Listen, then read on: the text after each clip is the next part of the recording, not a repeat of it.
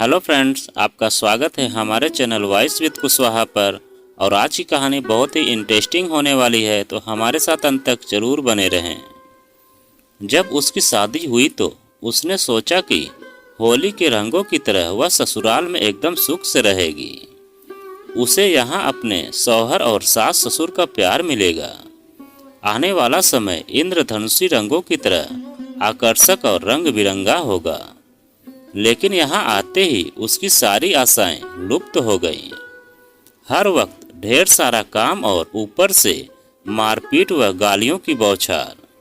इन यातनाओं से वह भयभीत हो उठी। न जाने कब ये कयामत के बादल बनकर उस पर टूट पड़े। सलीम से पहले उसके रिश्ते की बात उसके फुफेरे भाई सिराज से चली थी, पर सिराज ने इस रिश्ते को यह कहकर ठुकरा दिया कि वे भाई बहन हैं और वह भाई बहन के निकाह को ठीक नहीं समझता। सलीम से उससे रिश्ते की बात जब मोहल्ले में उड़ी तो मोहल्ले के सभी बुजुर्ग खुश उठे और बोले, वाह, लड़की हो तो सलमा जैसी। फौरन माँ बाप का कहना मान गई। वैसे आजकल की लड़कियाँ तौबा तौबा कितनी नाफरमान हो गई हैं। सचमुच सरला जैसी लड़की सबको नहीं मिलती। बुजुर्गों की बातों से छुटकारा मिलता तो सहेलियां उस पर कटाक्ष करती। वाह बन्नो, अपने हबीब से मिलने की इतनी जल्दी तैयारी कर ली। अरे थोड़ी दिन तो और सब्र किया होता। दिवाली व ईद तो मना ली, होली भी मना कर जाती तो क्या फर्क पड़ जाता। और वह गुस्से व शर्म से कसमसा कर रह जाती। कुछ दिनों बाद उसकी शादी बड़ी धूमधाम से हो गई। शादी से पहले उसने एक ख्वाब देखा था।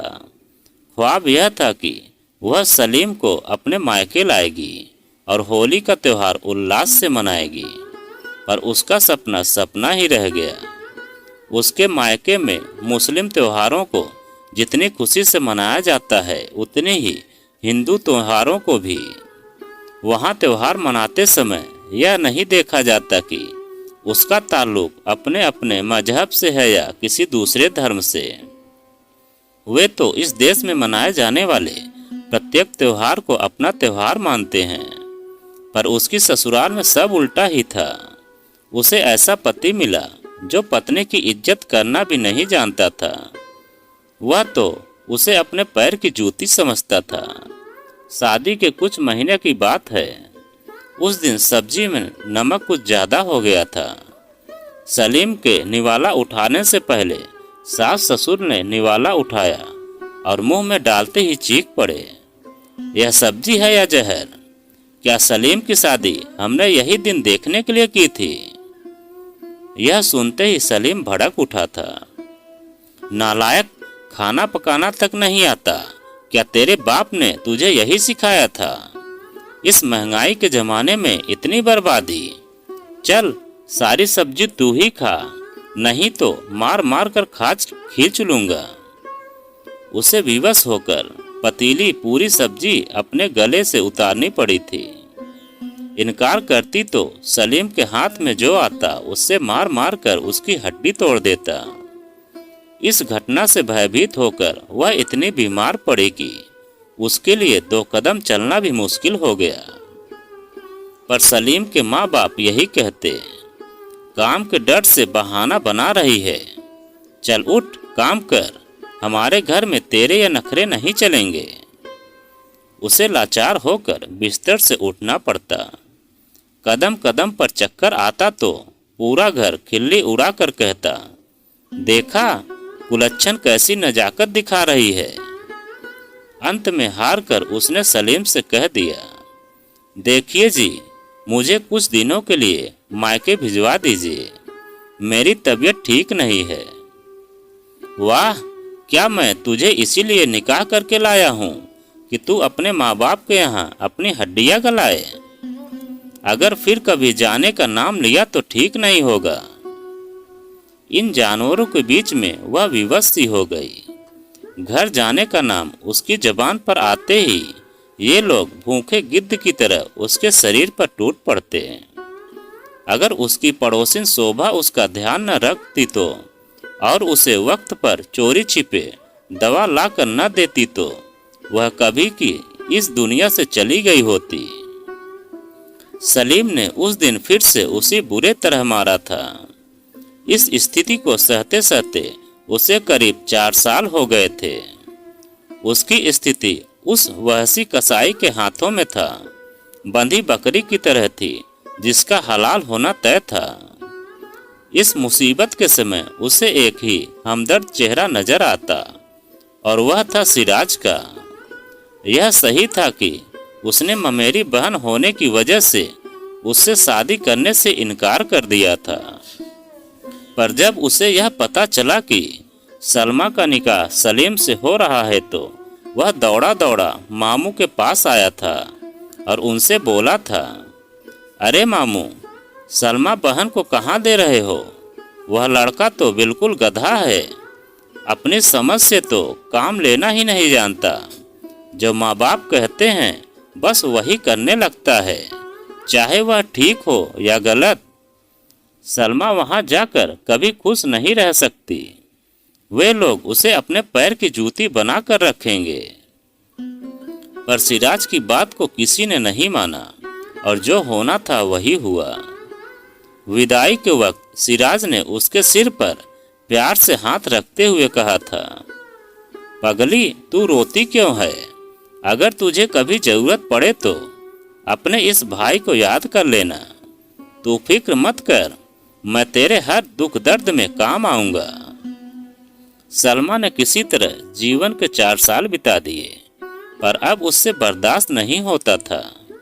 उसने सोचा अब उसे उस शख्स का दामन थामना ही होगा जो सही मायने में उसका हमदर्द है।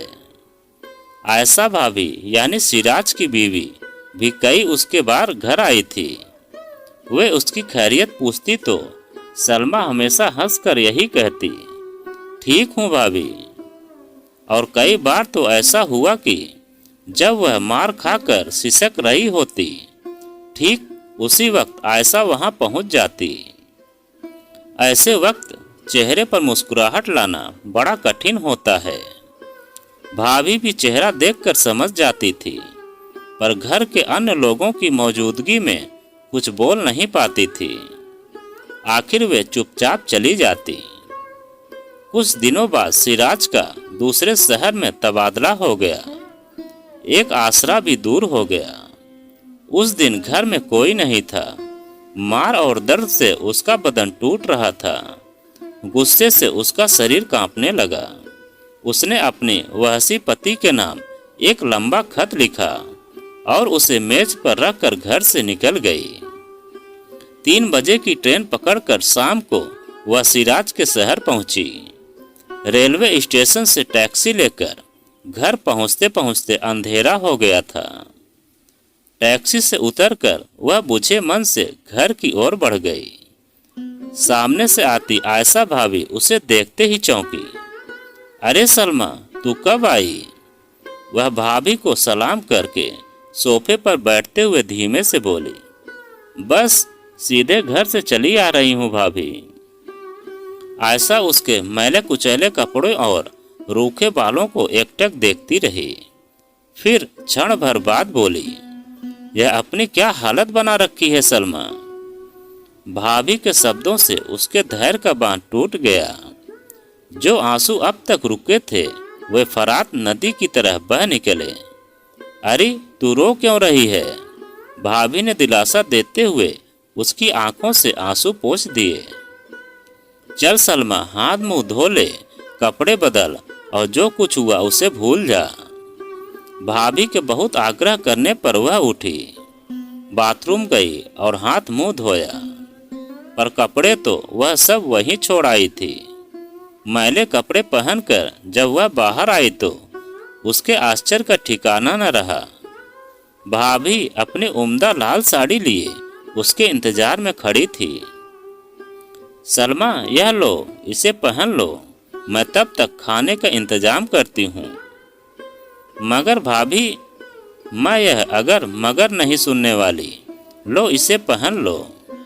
भाभी के यह शब्द सुनकर उसे साड़ी लेनी पड़ी। भाभी साड़ी थमाकर रसोई घर में चली गई और वह भी बुझे दिल से साड़ी पहनकर रसोई घर में जा पहुंची। भैया कब आएंगे भाभी?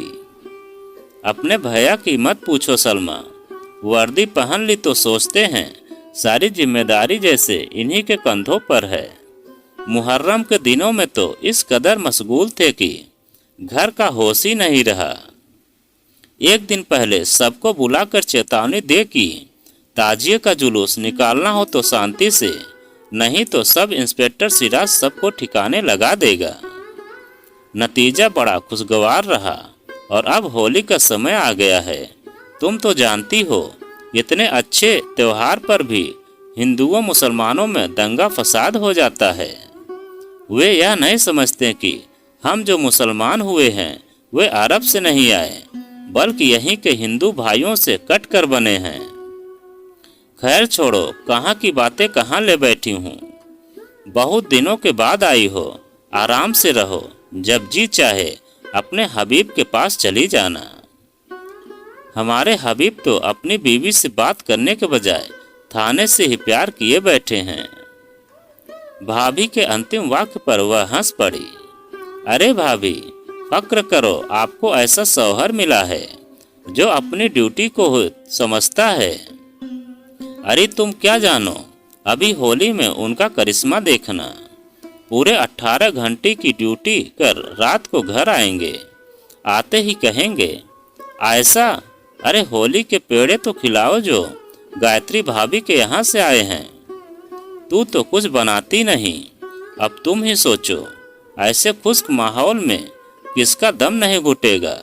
कहने को तो कह देंगे, अरे बेगम, पड़ोस में इतने लोग थे, डट कर खेल लेना था उनसे। हम पुलिस वालों की होली तो दूसरे दिन होती है, और फिर दूसरे दिन तौबा तौबा। सलमा, तुम देखोगी तो घबरा जाओगी। इतना हिंदू भाई होली नहीं खेलते जितना कि ये खेलते हैं। इनका देखी देखा मोहल्ले वाले भी इस जश्न में शामिल हो जाते हैं। वह भाभी की बात टुकुर टुकुर सुनती रही। भाभी यह सब बात सुनकर दिल को बड़ा सुकून मिलता है। मुसलमानों और हिंदुओं के अनेक त्योहार हैं। अपने यहाँ जो महत्व ईद का है, वही हिंदुओं के यहाँ होली का है। होली के रंगों में सारी दुश्मनी धुल जाती है।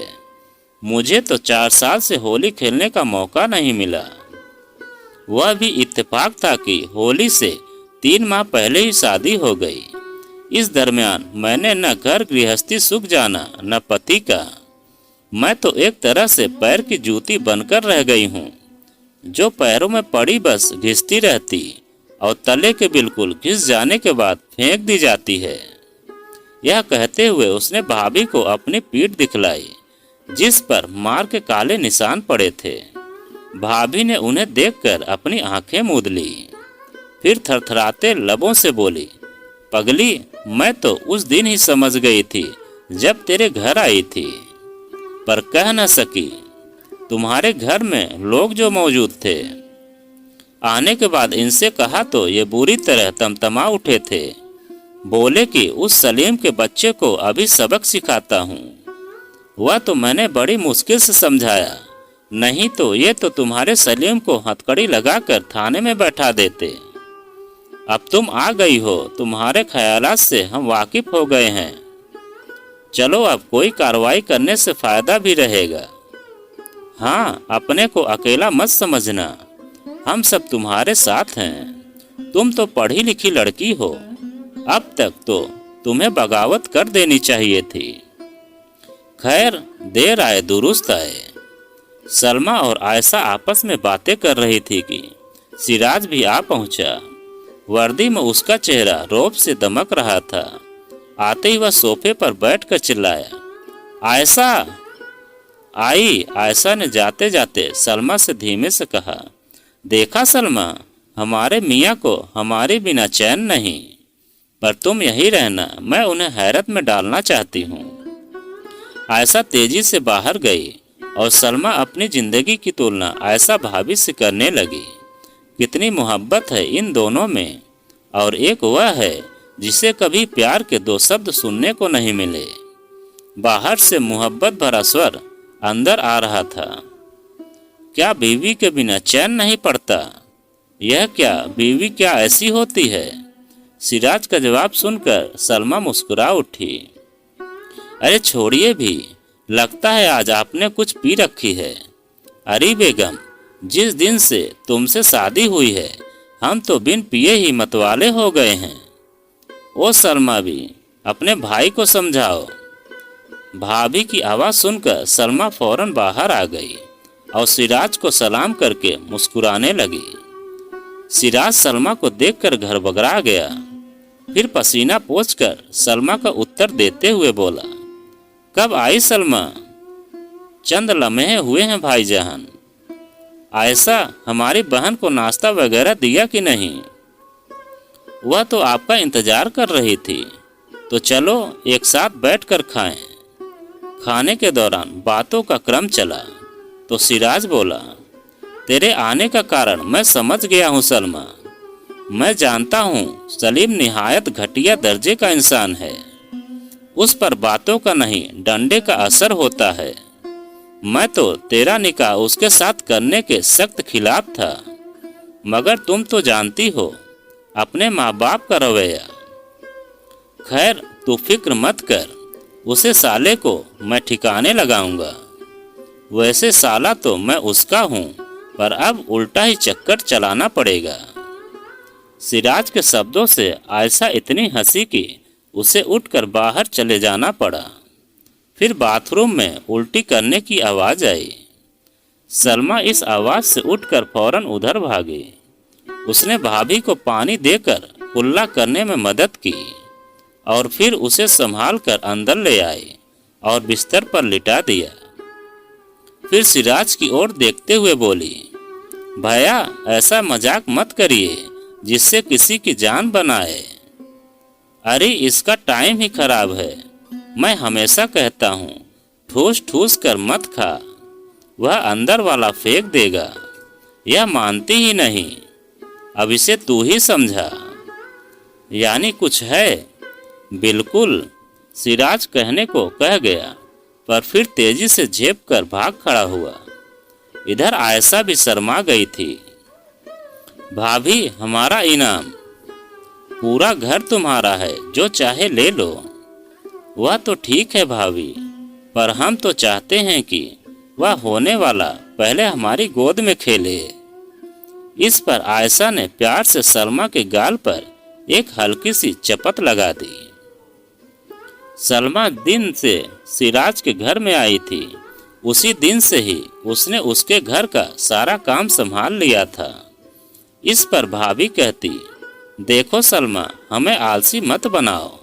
बुजुर्गों का कहना है काम करते रहो, इससे होने वाला बच्चा समय में तकलीफ नहीं होती।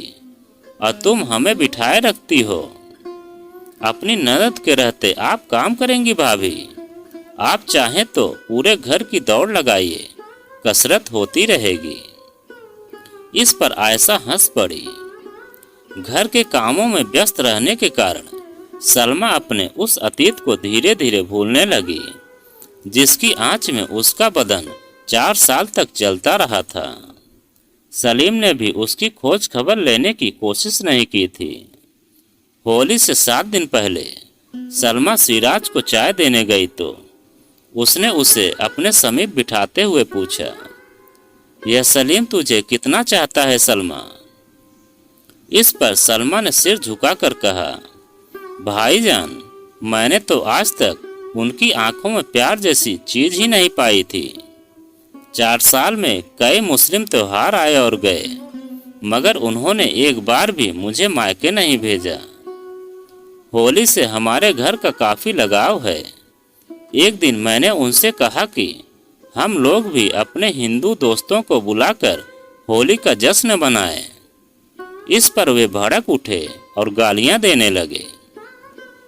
कुछ भी हो सकता है सलमा, मर्द के दिल के किसी कोने में उसकी बीवी के लिए बेपनाह मोहब्बत का जज्बा जरूर होता है। कुछ भी हो सलमा, मर्द के दिल के किसी कोने में उसकी बीवी के लिए बेपनाह मोहब्बत का जज्बा जरूर होता है। वह यह बात दोहराया। सवाल है उसे जगाने का। सिराज ने चाय पीकर जाने से पहले सलमा से मुस्कुराते हुए कहा, देख सलमा, इस बार की होली में प्यार जैसी चीज ज्यादा उभरनी चाहिए। हम पूरे घर वाले एक साथ इस होली को मनाएंगे। हाँ, मेरे स्टाफ के लोगों के लिए तुम लोग कुछ मिठाई बना लो तो अच्छा रहेगा। जैसी आपकी मर्जी भाईजान। उस रात को आयशा और सलमा रात भर जागकर मिठाई बनाने में मशगूल रही। पड़ोस की गायत्री भाभी भी उन्हें सहयोग देने आ गई थी। सवेरा होने से पहले ही सिराज थाने से आ गया। आयशा उसे देखकर हैरान रह गई। जनाब, आज तो आपकी होली थाने में होती है, यहाँ कैसे पहुँच गए? देखो बेगम, हमारी बहन आई है और हम आज इसी खातिर थाने से छुट्टी लेकर आए हैं। और सिराज ने आगे बढ़कर आयशा के चेहरे पर ढेर सारा गुलाल मल दिया। सलमा भैया और भाभी की इस कसमकस के दौरान हंसती मुस्कुराती रही। सलमा, यह ले, तू भी अपनी भाभी को लगा।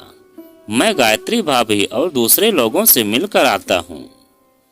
सिराज उसे गुलाल थमाकर बाहर चला गया और सलमा ने तेजी से आगे बढ़कर आयशा के मुंह पर गुलाल मल दिया। आयशा इस पर झिकती हुई बोली, आज तो तुम दोनों मुल्लाओं के बीच मैं बेमौल मारी गई। फिर आयशा ने भी आगे बढ़कर सलमा के चेहरे पर गुलाल मल दिया। इतने में मोहल्ले की और औरतें भी आ गईं और सबने खूब मिलकर एक दूसरे पर रंग डाला। लगभग 1 बजे के करीब सिराज लौट आया। उसके साथ सलीम भी था। सलमा सलीम को देखकर चौंकी। दोनों के चेहरे रंगों से पुते हुए थे। अपने बदन पर एक बूंद रंग का छींटा न लेने वाले सलीम की गिरफ्त देखकर सलमा आश्चर्य में डूब गई। सिराज के साथ सलीम को आता देखकर आयशा ने सलमा से कहा, सलमा, हमारे मियाँ तुम्हारे मियाँ को भी लाइन पर ले आए हैं। रंग की बाल्टी तैयार करो। नहीं भाभी, मैं यह नहीं कर सकती। क्यों? बस दिल नहीं है। अच्छा, मैं समझ गई, मगर मैं क्यों? आयशा ने उन लोगों के अंदर आते आते रंग की बाल्टी तैयार कर ली और जैसे ही वे अंदर घुसे उन दोनों पर रंग भरी बाल्टी उड़ेल दी। अरे भाभी जान, यह क्या कर रही हैं? सलीम ने अपने चेहरे को बचाते हुए कहा। सलीम के इस स्वर से सलमा चौंकी। सलीम का इतना मधुर स्वर तो उसने आज पहली बार सुना था। अरे मियाँ, वह देखो, सलमा को पकड़ो और रंगों से सरोबार कर दो। सिराज के यह शब्द सुनते ही सलमा अंदर को भागी।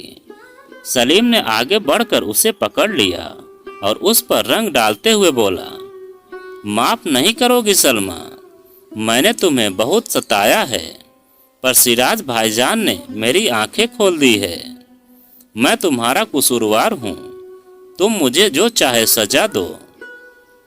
सलमा सलीम की बाहों में बंध कर सिसक उठी। सलमा खुशी के मौके पर रोते नहीं। आयशा, मिठाई लाओ। ये दोनों एक दूसरे को मिठाई खिलाएंगे जिससे इन दोनों के बीच की दूरी मिट जाए। सिराज की इस बात से सलमा और सलीम भी मुस्कुराए बिना नहीं रह सके। आयशा अंदर से रसगुल्ले उठा कर लाई और दोनों के हाथों में थमा कर बोली, अब शुरू हो जाओ। सलमा ने कांपते हुए सलीम के मुंह में रसगुल्ला ठूस दिया और सलीम ने सलमा के मुंह में। फिर अचानक ही सलीम ने सलमा के हाथों को लेकर चूम लिया। सिराज चिल्लाया, वाह क्या बात है, इसे कहते हैं ईद में बिछड़े और होली में मिले। आयशा, देखो इन दोनों को। आयशा सलीम को अंदर ले गई तो सलमा ने सिराज को अकेले पाकर उसे धीमे से पूछा, भैया ये आए कैसे? वाह, आता क्यों नहीं, अपना उदाहरण दिया। ठीक है, माँ बाप से प्यार करो, मगर इसके माने यह नहीं कि बीवी से मुंह मोड़ लो। फिर शादी क्यों की थी? वैसे वह मुझसे काफी घबराता है। पहले तो वह मुझे सिर्फ तुम्हारा फुफेरा भाई और दूर का ही रिश्तेदार समझता रहा, पर संबंधों की घनिष्ठता और फिर थाने जाकर हथकड़ी पहनकर बैठने के बजाय सोचा, चलो अपनी बीवी से माफ़ी मांगना ही अच्छा है। मैंने उसका दिमाग पूरी तरह साफ कर दिया है। अब कहीं भी टूट फूट नहीं है। अब तो इसका ट्रांसफ़र भी इसी शहर में हो गया है। सच भाईजान? तो क्या मैं झूठ कह रहा हूँ? जाकर खुद उसी से पूछ ले। इस पर सलमा शर्मा गई। वह रंगों के चितराए बादल से अपने सुंदर भविष्य को देख रही थी और इस तरह एक औरत पैर की जूती से गले का हार बन गई। तो दोस्तों, यह कहानी आपको कैसी लगी कमेंट में लिखकर हमें ज़रूर बताएं। और आप अगर हमारे चैनल पर नए हैं तो प्लीज़ चैनल को सब्सक्राइब करें और वीडियो को एक लाइक ज़रूर करें और एक प्यारा सा कमेंट हमें ज़रूर करें।